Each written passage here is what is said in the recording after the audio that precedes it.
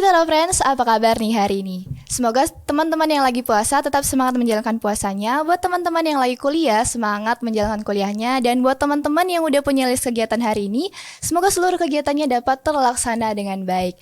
Anyway, selamat datang kembali di Studio TV Tera dalam program Podcast Tera. Dan seluruh rangkaian acara hari ini akan dipandu oleh saya, Exo Gavita Rigan, dari program studi arsitektur. Oke, let's move to the topic. Indonesia terletak di antara dua benua, yaitu Asia dan Australia, sehingga menyebabkan Indonesia terdiri dari dua musim, yaitu musim hujan dan musim kemarau. Di samping itu, letak ini juga menyebabkan Indonesia kaya akan flora dan juga fauna. Dan Indonesia juga terletak di antara dua samudra, yaitu Samudra Hindia dan juga Samudra Pasifik, yang menjadikan Indonesia memiliki posisi strategis, sehingga Indonesia menjadi jalur lintas dua, yaitu di bidang pelayaran dan juga bidang penerbangan. Indonesia juga merupakan negara maritim dengan lebih dari 17.000 pulau.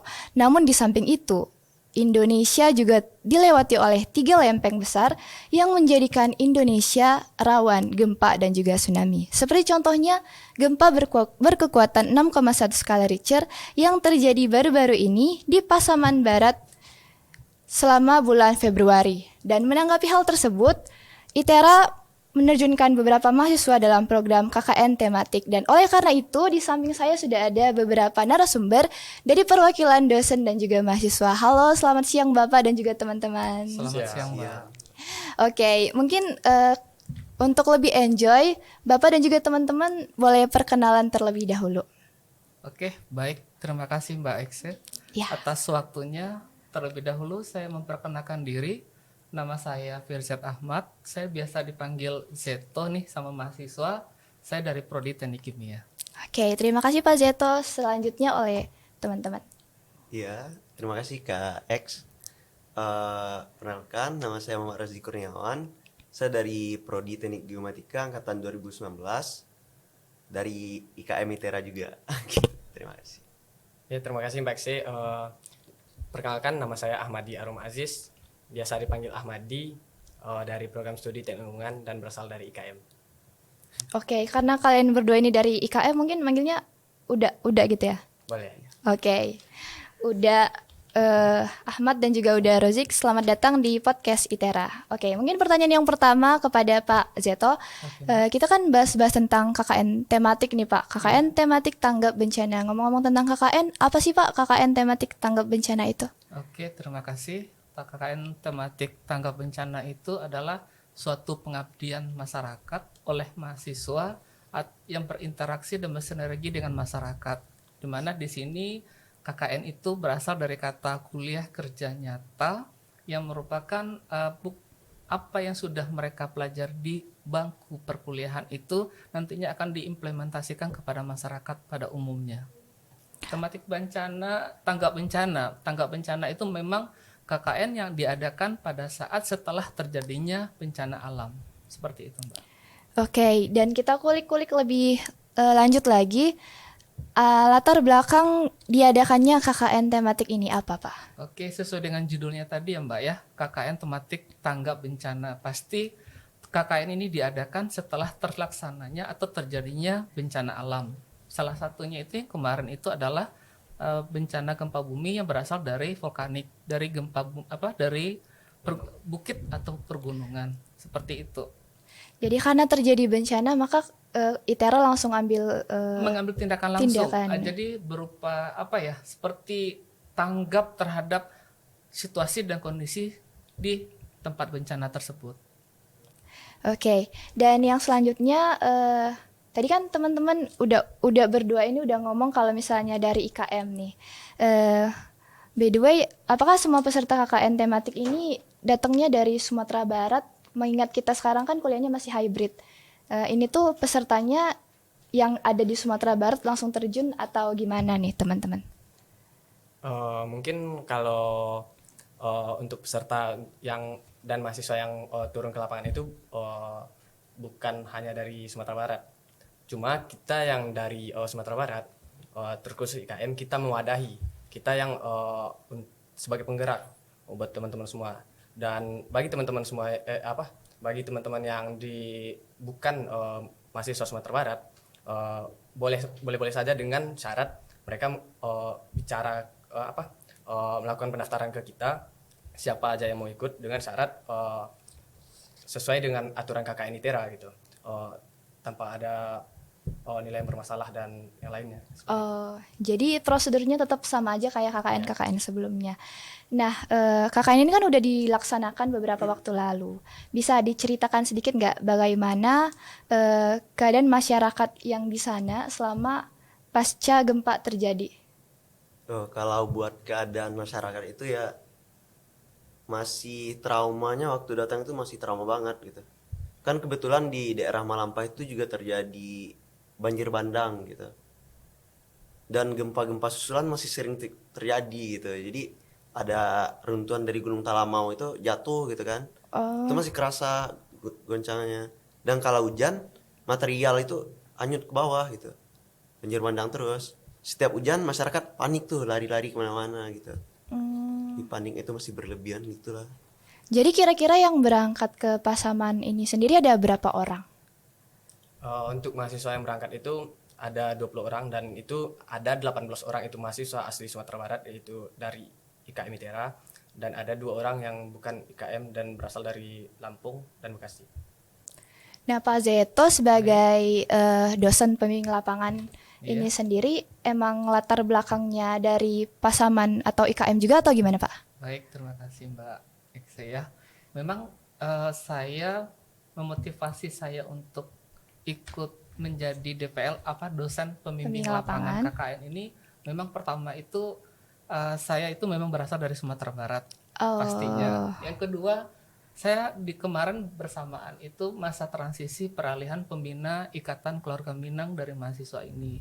Jadi mereka menjadi mahasiswa pembina saya di sini untuk proses organisasi IKM mereka. Jadi mereka meminta saya untuk, boleh nggak Pak kalau seandainya mereka meminta untuk dijadikan saya sebagai DPL untuk KKN tematik tanggap bencana ini.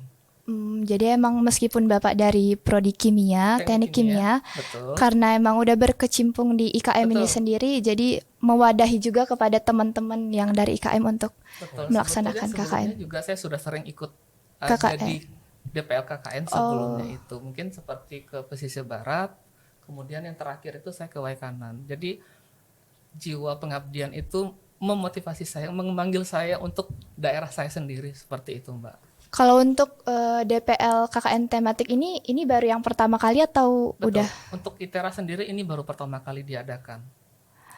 Baik Pak. Terus ini kan baru pertama kali diadakan di ITERA KKN tematik tanggap bencana.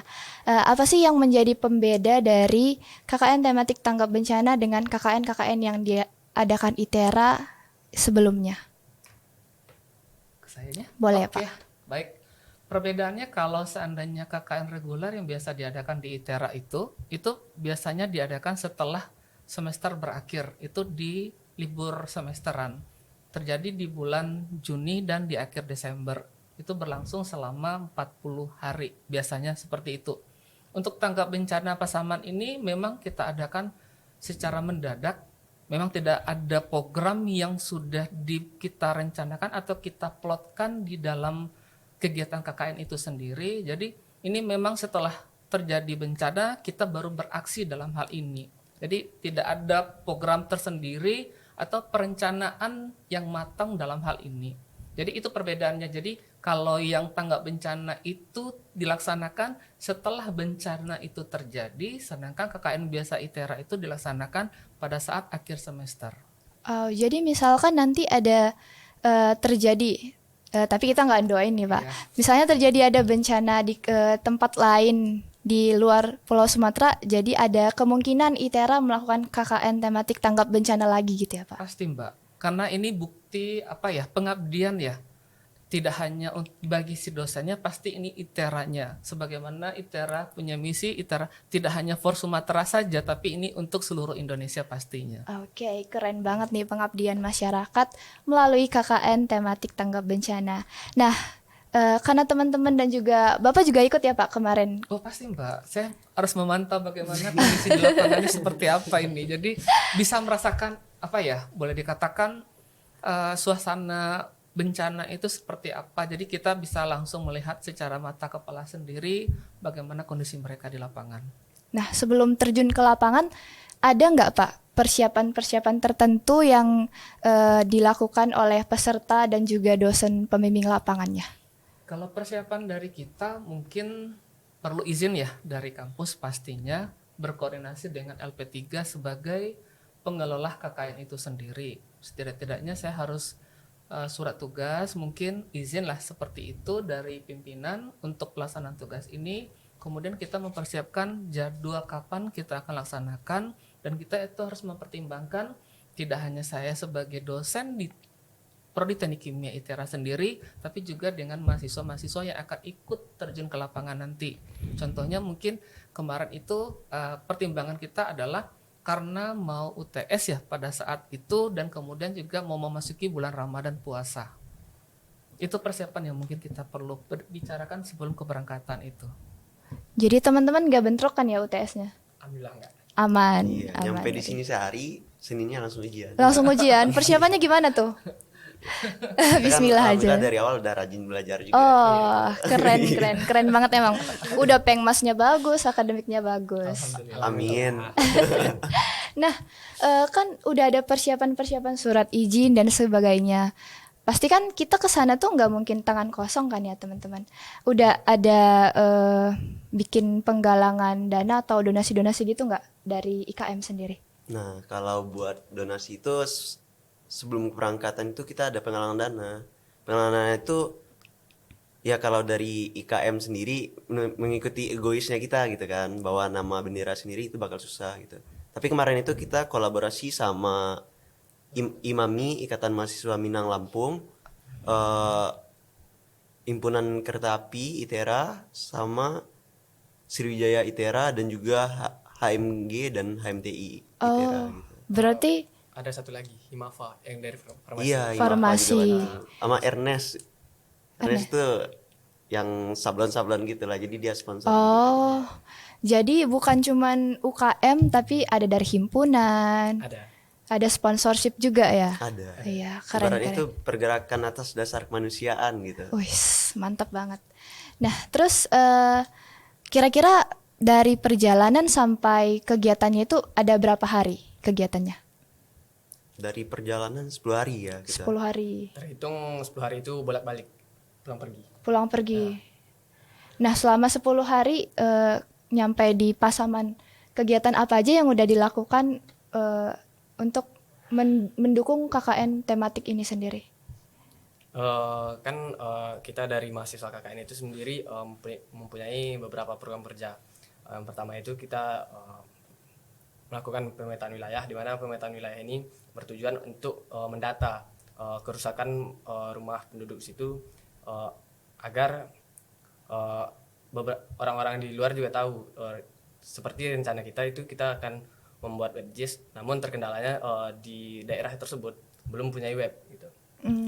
Selanjutnya kita juga mempunyai program kerja itu kerjasama dengan pemuda setempat, di mana program kerja ini dalam bentuk contohnya itu dalam membangun fasilitas umum seperti WC darurat dan juga hunian sementara, yaitu yang biasa dikenal huntara. Selanjutnya ada program kerja yaitu kerjasama dengan relawan Relindo, di mana itu Relindo itu adalah relawan Indonesia yang membantu kita dalam menyalurkan dana juga, dan kita juga membantu mereka di posko, di mana di posko tersebut beberapa teman kita itu membantu mensortir barang-barang dan donasi dari beberapa daerah, donasi dari luar, kemudian masuk ke relawan Indonesia, sedangkan mahasiswa kita itu akan membantu dia untuk mensortir, membagikan, mendistribusikan kepada orang-orang atau korban-korban bencana alam di situ. Oke, kita breakdown nih satu-satu. Kan ada pemetaan. Pemetaan itu dilakukannya berapa hari dan ngapain aja nih? Siapa saja yang berkontribusi juga? Kalau buat pemetaan itu kan kemarin itu ada beberapa orang dari Prodi Teknik Geomatika. Kebetulan kita tuh kerjasama gitu. Yang yang udah nggak capek jalan gitu, ngambil foto, ngambil koordinat gitu kan. Habis itu ada yang plot data di rumah gitu, dibagi-bagi tugas. Dan ada juga kawan-kawan yang lain jalan juga, jadi nggak sehari itu fokus satu proja, bukan gitu. Jadi situasional dan kondisional Iya, seperti benar. itu ya. Nah, untuk Huntara itu sendiri bagaimana nih teman-teman? Nah, kalau buat Untara itu kita beberapa orang, ada 8 orang dari kita yang laki-laki itu kerjasama dengan pemuda setempat, di mana kita membantu mereka dalam membuat rumah darurat. Di sana kita cuma bisa membuat hunian sementara itu cuma satu karena terkendala waktu. Hitungannya kita kayak bikin rumah darurat kan. Nah, terletak di daerah resettlement. Jadi ada beberapa pertimbangan di sini Mbak Eksi ya untuk pembangunan seperti Untara tadi. Jadi Untara itu adalah rumah sementara. Jadi tidak semua eh, korban atau rumah yang terkena dampak itu kita bantu, tidak dalam hal ini karena keterbatasan waktu dan jumlah mahasiswa yang ikut di sini. Jadi kita melihat ada beberapa kriteria. Yang pertama itu mungkin karena si yang punya rumah itu tinggal sendiri atau mungkin orang tua sudah jompo, sudah tidak mampu lagi mereka untuk membangun sendiri. Kemudian ada juga yang mungkin punya anak kecil yang segera harus untuk dilakukan renovasian rumah sementara itu. Jadi kita melihat kondisi seperti itu memang dengan jadwal yang cukup 1 minggu itu kita tidak bisa merangkul semua kegiatannya pastinya. Jadi itu tadi kita bagi-bagi si mahasiswa ini peran saya di sini. Jadi oke, kita lihat mereka dari prodi apa nih ceritanya geomatika. Jadi oke, kita tempatkan mereka bagian pemetaan untuk mendata rumah yang rusak tadi supaya nanti kita bisa buat di WebGIS nantinya untuk kita informasikan keluar kalau seandainya ada donasi yang berkeinginan untuk menyumbangkan. Kemudian yang tadi yang umum seperti WC umum mungkin atau untaran ini tidak ada kriteria tertentu. Kita kebetulan tidak ada bawa sipil juga di sini. Jadi siapa yang belum punya job desk di sini kita kerahkan mereka itu ke tempat tersebut. Jadi apa ya kita sebut ya? Kita mengkondisikan tadi seperti Mbak Eksi bilang tadi, kita hanya mengaturnya itu ada nggak sih mahasiswa yang belum punya kegiatan, oke kita arahkan ke sini dulu gitu. Mungkin gotong royong lah sifatnya seperti itu. Ya benar. Kolaborasi ya Pak ya. Benar sekali. Dan kalau udah sampai buat Huntara gitu berarti kondisi di sana itu udah parah ya Pak? Kalau parah sih ada daerah-daerah yang memang kena gempa itu rusak berat rumahnya karena kita lihat di lapangan langsung itu kondisi rumah mereka itu mereka membangun konstruksi rumah itu tidak pada pojok-pojok rumah itu tidak ada tiangnya. Jadi dampaknya apa pada saat gempa bumi itu gempa goncangannya itu bisa mengakibatkan langsung hancur rumah mereka gitu Mbak. Jadi memang dari awal itu konstruksi bangunan itu tidak sesuai untuk layak huni untuk apalagi untuk daerah yang rawan bencana.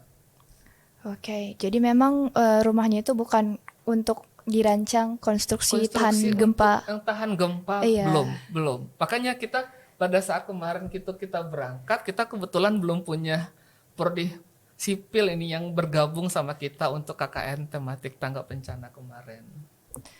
Dan untuk yang penyaluran donasi-donasi dari relawan Indonesia itu kalian kerjasamanya seperti apa nih teman-teman? Buat penyaluran donasi dari relawan Indonesia ya, kita kerjasama dari beberapa orang yang tidak mempunyai kesibukan seperti dibilang Bapak tadi. Kita itu mengkerahkan mereka untuk bekerja sama sana, di mana di posko mereka, di posko relawan Relindo itu mereka itu mensortir barang-barang donasi apa yang sangat dibutuhkan oleh masyarakat tersebut. Nah, setelah disortir, nah beberapa dari teman kita itu bakal menemani relawan Indonesia itu berkeliling daerah tersebut, berkeliling desa untuk menyalurkan ke tiap-tiap rumah seperti itu. Bentuk dari donasinya itu seperti apa? Pakaian mungkin? Pakaian Ya, ada, ada, makanan juga ada. Jadi banyak sumbangan sih yang diterima dari luar sana, dari orang yang bersimpati dengan masyarakat yang kena gempa itu masuk ke relawan Indonesia. Kemudian di sana dikumpulkan bantuan-bantuan itu. Kebetulan mereka itu memang tenaga mereka itu tidak banyak dalam hal ini. Terbenturnya di situ dari relawan Indonesianya ini. Jadi alhamdulillah dengan adanya kedatangan kita ini, kita membantu mereka. Oke, ini ada dibuat seperti paket seperti itu Mbak. Jadi paket ini seperti makanan, kemudian yang dibutuhkan mereka selimut, itu dulu yang mereka butuhkan pada saat itu. Jadi kita mensortirnya, mengkelompokkannya, kemudian ikut membantu relawan itu mendistribusikannya kepada korban. Wow, Gitu. keren banget. Ya, Saya ini telat tahu infonya toh Pak. Kalau nggak saya pengen ikut. boleh Mbak, boleh. Biar lebih meriah lagi KKN tematik kita ya.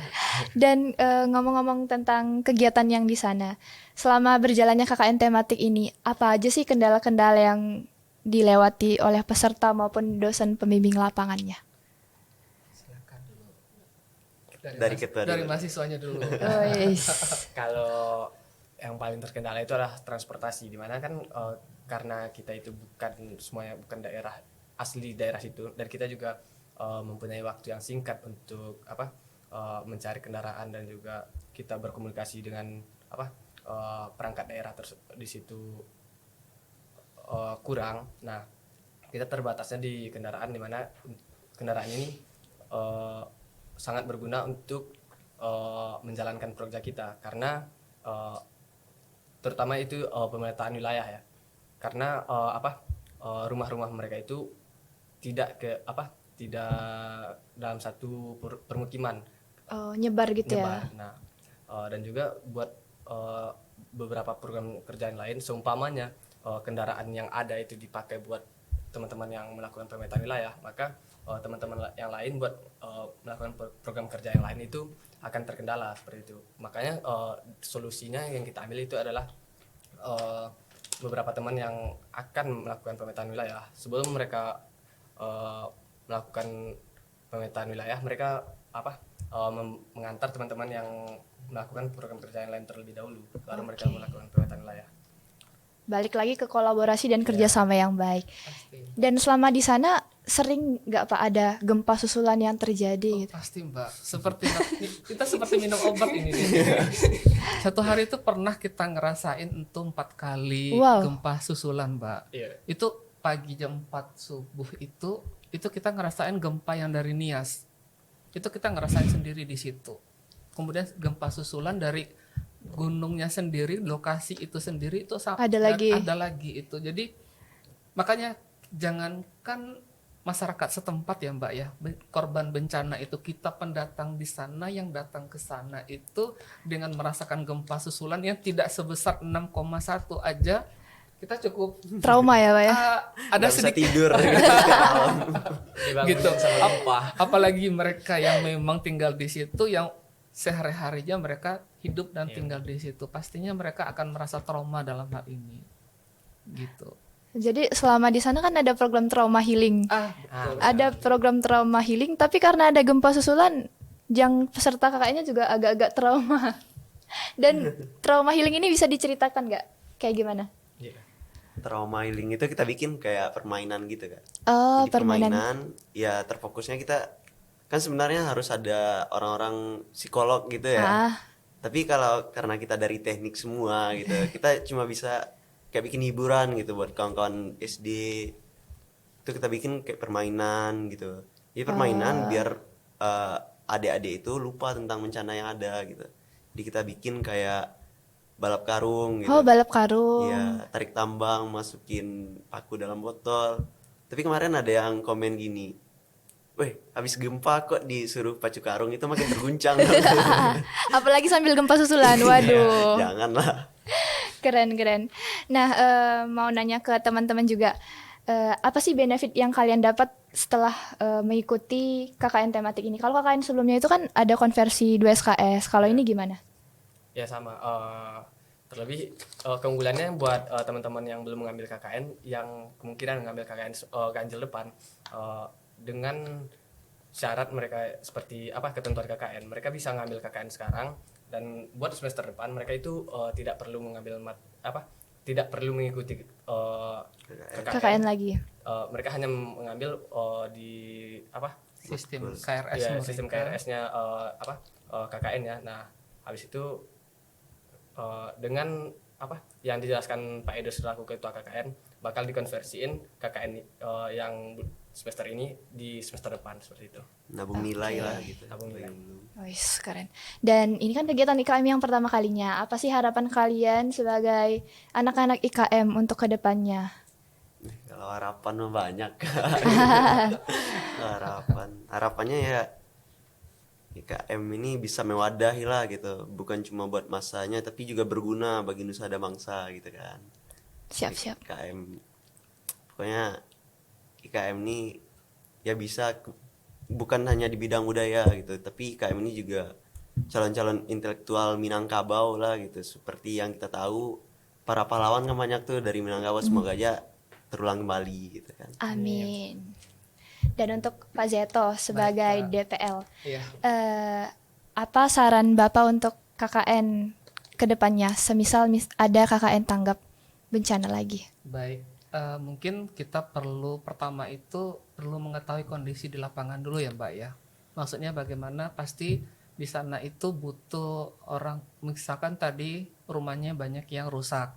Berarti kalau gitu kita butuh dalam hal ini orang-orang seperti sipil, arsitektur dalam hal ini. Jadi kita bisa melakukan proses renovasi atau perbaikan rumah-rumah mereka itu sesuai dengan keadaan di mana nantinya kalau seandainya terjadi gempa lagi tidak akan terjadi kerusakan berat. Itu pertama yang harus kita ketahui dulu. Kemudian jadi kita mau tahu kondisinya itu, jadi kita tahu nanti siapa nanti yang akan kita terjunkan nanti untuk ke lokasi tanggap bencana itu. Tadi sudah sipil, kemudian kayak trauma healing tadi kan ya. Psikolog mungkin ya. Psikolog, tapi kita nggak punya psikolog. Ya mungkin nantinya bisa kita cari dari mana, mungkin ya seperti dari prodi teknik lingkungan yang bisa, atau mungkin prodi-prodi yang ada sedikit irisannya gitu Mbak dengan psikolog tadi itu. Kemudian tentu dengan lingkungan, tata kota mungkin pastinya. Kalau seandainya banyak rumah itu hancur atau lokasinya itu banyak yang hancur, mungkin kita perlu tata kota yang benar nanti pastinya gitu. Kemudian dari segi pertanian atau mungkin orang geomatika, geofisika, supaya nanti gimana nih kita menanggapi apakah area ini masih layak nggak nanti dihuni oleh masyarakat setempat. Jadi kalau seandainya mungkin nih dikhawatirkan nanti daerah ini tidak cocok lagi, mungkin perlu dilakukan pergusuran untuk selanjutnya gitu. Kemudian untuk kesehatan pasti, tapi kita kan tidak punya nih, mungkin bisa dari kerjasama dengan beberapa mitra yang bisa kita ajak, seperti mungkin dari kesehatan, mungkin itu Mbak. Saran saya mungkin itu, dan kalau perlu agak dibanyakin lagi nih Mbak, mahasiswa yang akan ikut tanggap bencana ini, karena kita akui tadi dengan kondisi lokasi yang cukup jauh, transportasi kita yang cukup, maaf ini kita tidak punya kendaraan yang bisa mengantarkan kita mendistribusikan donasi-donasi tadi dengan baik, karena kita tidak punya kendaraan di sini untuk mobilisasi tadi. Jadi supaya ini bisa merangkul semua lokasi itu, mungkin perlu pertimbangan juga tadi, selain bidang atau prodi yang berkaitan, juga mungkin mahasiswanya agak sedikit lebih banyak dari kemarin yang hanya 20 orang. Oke. Gitu. Kalau seandainya lokasi yang lebih dekat, ya mungkin akan bisa diterjunkan secara banyak pastinya. Oke, Gitu, mungkin Mbak. lebih banyak orang yang memang sesuai dengan bidangnya. bidangnya masing-masing. Betul. Jadi tepat sasaran dan tepat guna nanti gitu Mbak. Oke, mungkin itu aja Pak dan juga teman-teman untuk podcast hari ini. Kalau misalnya mau dikasih 5 kata untuk KKN tematik ITERA dari Rozik sendiri apa? 5 kata berat ya. 1. Apa ya? KKN tematik ITERA memotivasi, bermanfaat, pokoknya pengalamannya nggak bisa dibayar dengan uang lah gitu Kak, banyak bener gitu. Oke, untuk Untuk saya sendiri yang paling ingat itu ada kesannya, sangat berkesan sangat sampai sekarang. berkesan sampai sekarang. Kita pelaksana soalnya dia. Oh, keren banget ketuplaknya di sini. Untuk Bapak Zeto sendiri? Oke, 5 kata cukup banyak ya. Tapi setidaknya Di situ muncul kebersamaan, Mbak, Kebersamaan, gotong royong, gotong royong, kepedulian, pedulian. kemudian rasa ingin apa ya namanya, peduli gitu, Mbak. Gue saya cuma 4 mungkin di sini, Oke. nggak sampai 5 mungkin. Oke, itu aja mungkin dari saya, Mbak. Nah, kalau mungkin dari saya 5 katanya itu kalian keren, super duper keren. Widih. Terima kasih. Nah, semoga masih banyak kegiatan pengabdian masyarakat lain yang akan dilaksanakan oleh ITERA, dan buat teman-teman ITERA Friends jangan lupa terus pantengin apa aja kegiatan yang akan berlangsung di kampus tercinta kita ini. Itu saja podcast episode kali ini. Terima kasih buat Pak Zeto, terima kasih buat teman-teman. Sampai jumpa. Dadah. Dadah dong. Oke, dadah semua.